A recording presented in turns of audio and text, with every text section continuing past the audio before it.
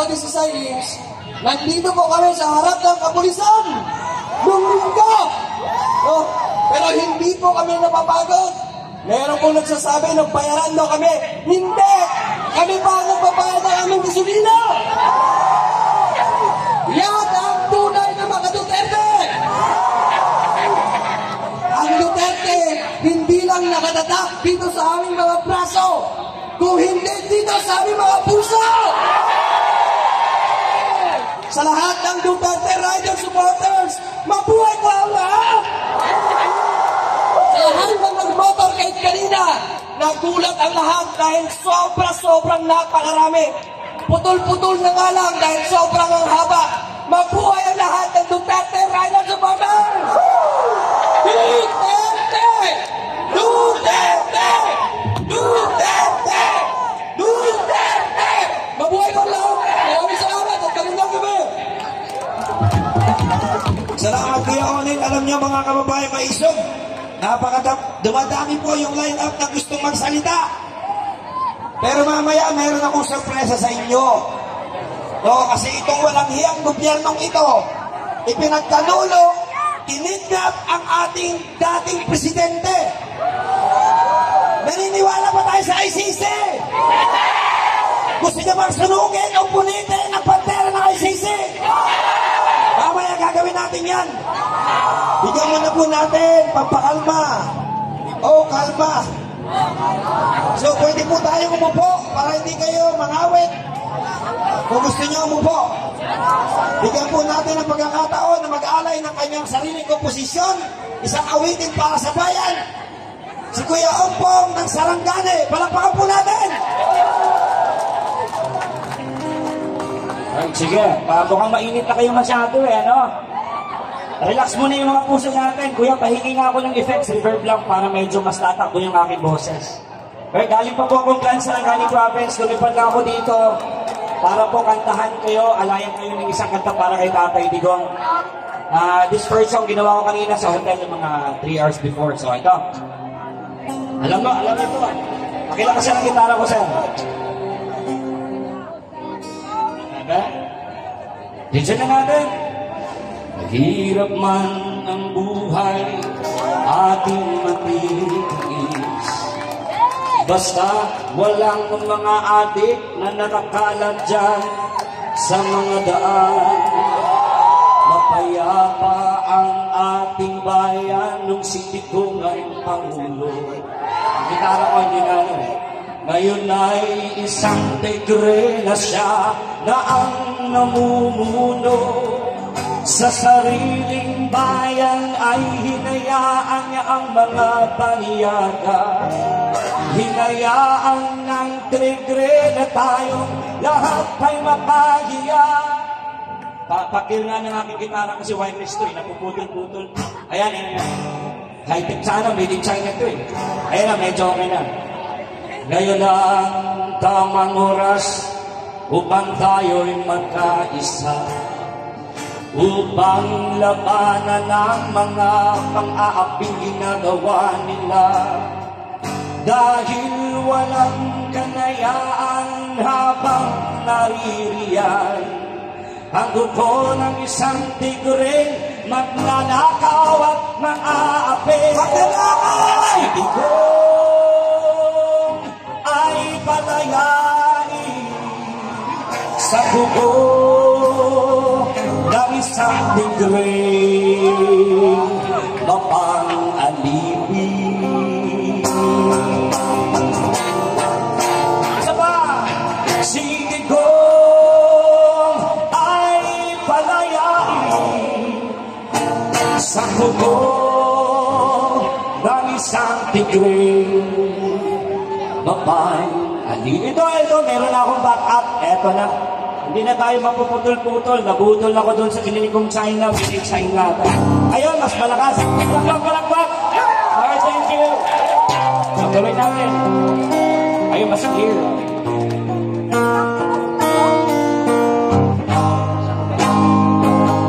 Okay, wag gawin yung mga vlog natin. Paon yung ating flashlight ng mga cellphone. Here we go! Ulitin natin. Mahirap man ang buhay, ating magtitiis. Basta walang mga magnanakaw na kaupo dyan sa may... Saan ba? Sa may Pasig? Tadyakan na yan! Yung may sabi ha? Tadyakan! Tadyakan! Dahil walang kalayaan habang naririyan ang mga buayang dati sa sapalang nakatambay, ngayon nasa opisina na. Si Digong ay palayain sa kuko ng isang tigre.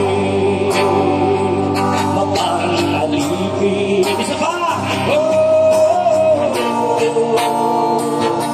Si Digong ay palayain sa kuko ng isang tigring magnanakaw at mang-aapi.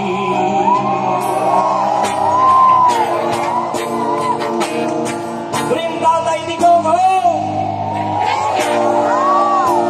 Bring him home! Bring him home! Bring him home! Bring him home! Marcos resign!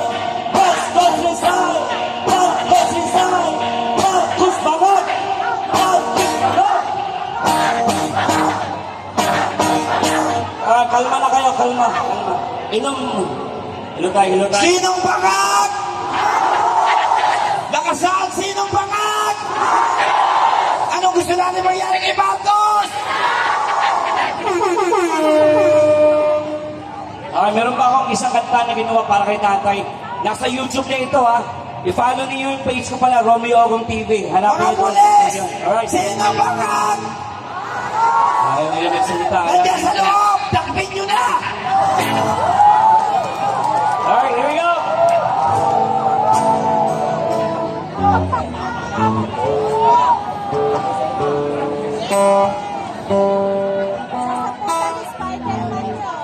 Pero pag ordinaryong mamamayan, kahit, actually ayaw ko maniwala sa tanim-tanim, pero meron akong maraming nakita.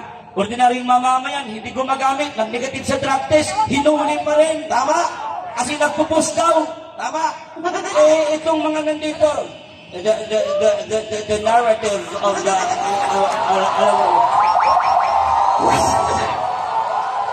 Yung ordinaryong mamamayan, yan, katulong yung tinira, kinulong na! hello tay, may mensahe doon sa tatay, di ko sa inyo. Hello tay, ikaw na magsabi. Magandang gabi sa inyo mga putang ilang mga taga Manila. Kaya ulang nanonood ako dito sa Hague. Ang dami palang bumitiw na sa kay Marcos po. Kalma lang kayo.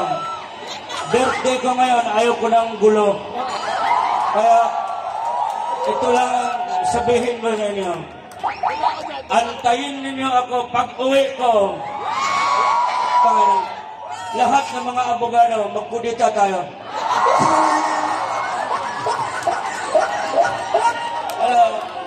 Wala akong plano, nagretiro na ako, kaya nagmusikiro na lang ako. Ayoko na sa politika, andyan na yung mga anak ko.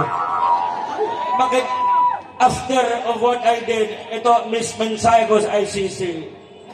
If I have to do it again, I will do it for my country.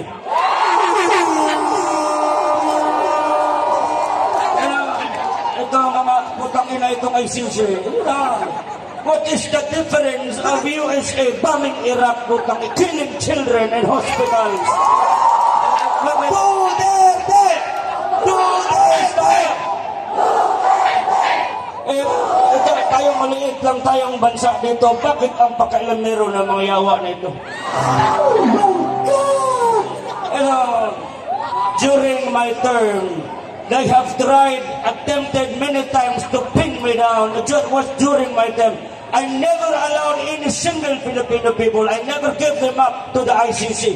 But me, Bongbong Marcos, gave me up.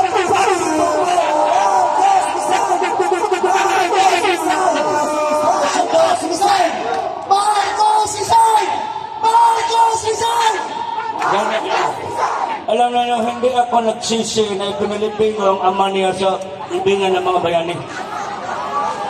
Ito, pag ikaw bong namatay ka, wala na akong hindi kita makilala bong. Maghanap ka ng malakim na property ninyo, doon kayo ilibing sa inyo, ha? Wala po.